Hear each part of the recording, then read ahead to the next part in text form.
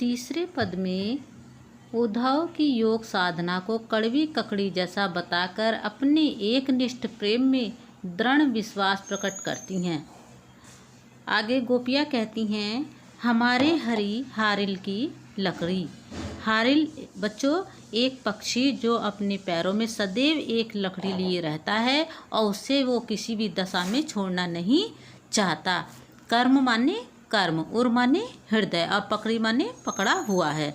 तो गोपियाँ कहती हैं कि हमारे हरि हारिल की लकड़ी मन क्रम वचन नंद नंदन उर यह दृढ़ करी पकड़ी।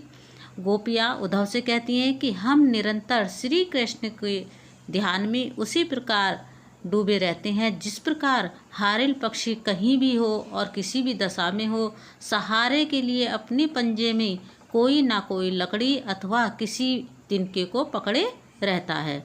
हमने अपने मन कर्म और वचन से नंद नंदन कृष्ण को अपने हृदय में दृढ़ता से पकड़ लिया है, यानी कि मजबूती से पकड़े हुए हैं। हमारा मन जागते सोते स्वप्न व्यथा में दिन रात कृष्ण के नाम की रट लगाता रहता है। जागत माने जागते हुए, सोवत माने सोते हुए, स्वप्न माने सपने में, दिवस माने दिन में और निशी माने रात में। कान्हा कान्हा जगरी, कान्हा कान्हा की रट लगाए रहता है।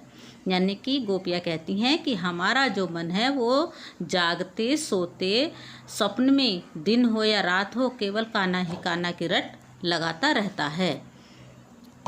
सुनत जोग लागत है ऐसो जो करवी ककड़ी।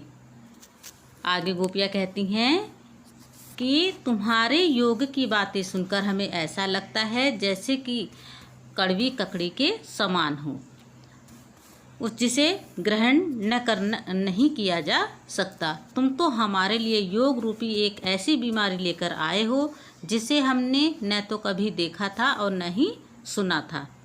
सुन तो व्याधि हमको ले आए, देखो सुनी न जकड़ी। यानी कि तुम तो हमारे लिए एक ऐसी व्याधि माने रोग लेकर आए हो जिसे न कभी हमने सुना था और न ही कभी देखा था। सूरदास आगे कहते हैं, यह तो सूर तिन्हीं लो सोपो तिनके मन जकड़ी। सूरदास आगे कहते हैं कि गोपियाँ उद्धव से कहती हैं कि योग रूपी यह बीमारी तो तुम उन्हें प्रदान करो जिनका मन हमेशा चंचल रहता है। गोपियों के कहने का भाव यह है कि योग का उपदेश स्थिर चित्त वाले लोगों के लिए ही उपयोगी है। उनका मन तो पहले से ही कृष्ण के प्रेम में पूर्णतः स्थिर है। चौथे पद में गोपियाँ उद्धव को ताना मारते हुए कहती हैं कि कृष्ण ने अब राजनीति पढ़ ली है। अंत में गोपियाँ द्वारा उद्धव को प्रजा का हित याद दिलाया जाना सूरदास की लोक धार्मिकता को दर्शाता है। हरि है राजनीति पढ़ी आए, समझी बात कहत मधुकर के समाचार सब पाए। मधुकर बहोरा।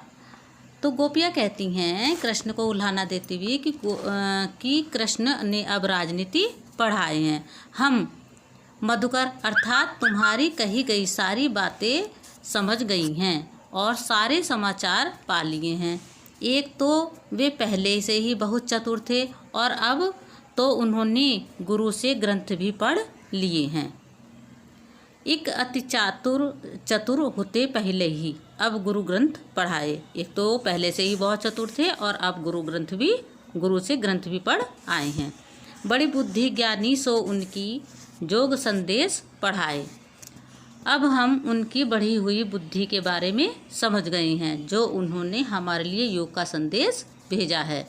गोपियाँ कहती हैं, हे उद्धव, वे पहले ही बहुत अच्छे थे और दूसरों के कल्याण के हित के लिए घूमते रहते थे।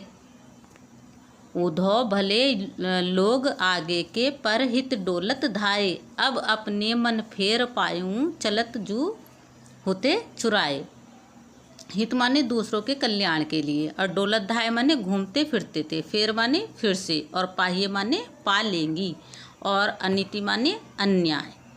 तो गोपियाँ कहती हैं कि हम पहले बहुत अच्छे थे और वे दूसरों के कल्याण के हित के लिए घूमते रहते थे, परंतु अब हम अपना मन फिर से वापस पा लेंगी जिसे चुरा कर वो ले गए थे।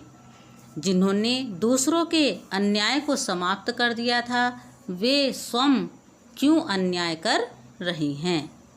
सूरदास आगे कहते हैं कि गोपियाँ कह रही हैं कि राजधर्म तो यही है कि प्रजा को ना सताया जाए, फिर कृष्ण हमें क्यों सता रही हैं। राजधर्म तो यह सुर जो प्रजा न चाही सताए।